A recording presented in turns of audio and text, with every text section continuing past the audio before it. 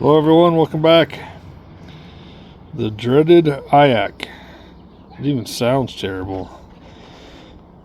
For those of you who know, you know, this is the idle air control unit on a Jeep 4.0 straight 6.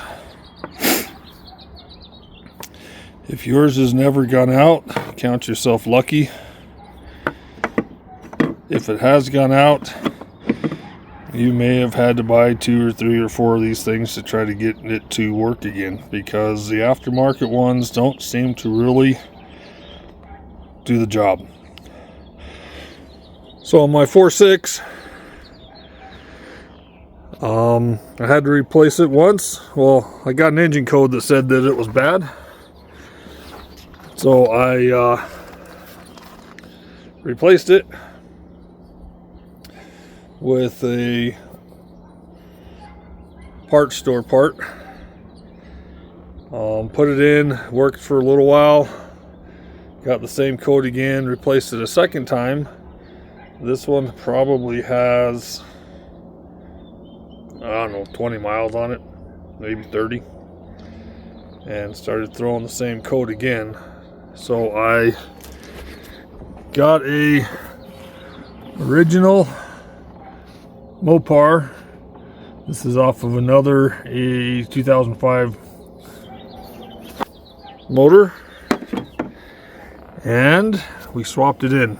Now, for those of you who know, I've had to do this. It's got a T20 Torx head screw way down underneath the backside here. It's a pain to get to. You end up having to take an extension, try to go down underneath the backside with 3 hands and 4 people. Find it, hold it, twist it. You got the cruise control and the throttle cable and the breather hose, and everything's in the way, so it just makes it nearly impossible. One thing to notice when you're taking this connector off right there, there is a lock on this side that you have to pull out, and then you can press the end of it. See if you can see it here. This little lock slide right here.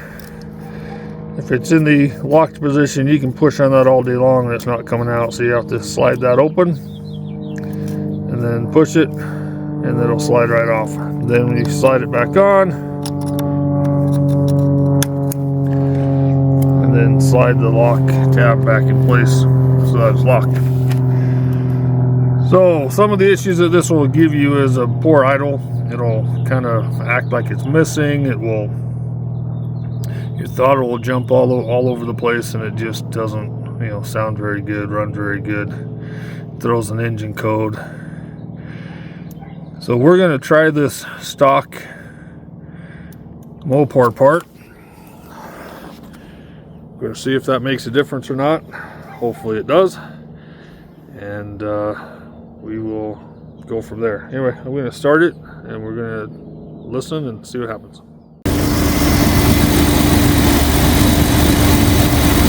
So with the new old factory IAC, it's idling smoothly.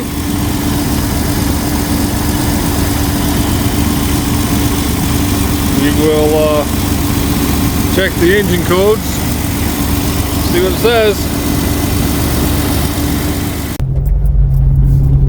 Alright, so we're going to take it for a little drive. We let it warm up a little bit. It's still idling smoothly. All the issues seem to have disappeared, so now we'll just take it for a drive around the block.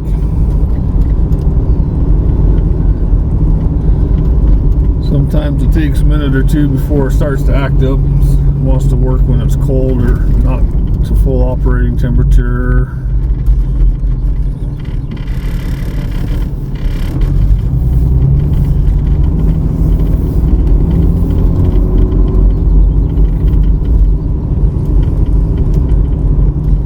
So just take it for a little drive and see what happens. another video coming up here shortly where we are going to address death wobble and other assorted things, because we did an axle swap on this and ever since, and we replaced literally all the bushings and put new lower control arms on it and everything else, you know. And so we had a adjustable track arm on it, or track bar on it already, so we just swapped that over, but all the bushings on it are fine. But ever since we did the swap, I can't do over 30-35 without this thing just going into some severe death wobble. So we are going to rip the entire front end off this thing, recheck all the bushings, all the bolts, all the all the connecting points, mounts, anything we can possibly think of.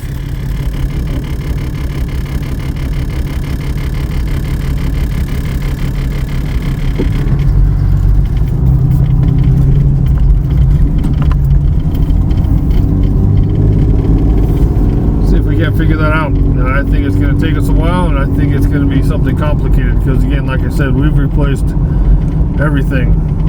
Heim joints on the steering connections,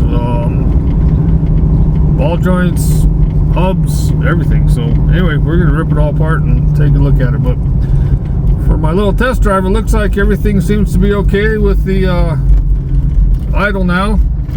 Usually by now it's missing and bucking and causing all kinds of issues, but at the moment it seems to be working well, so we're going to call it successful.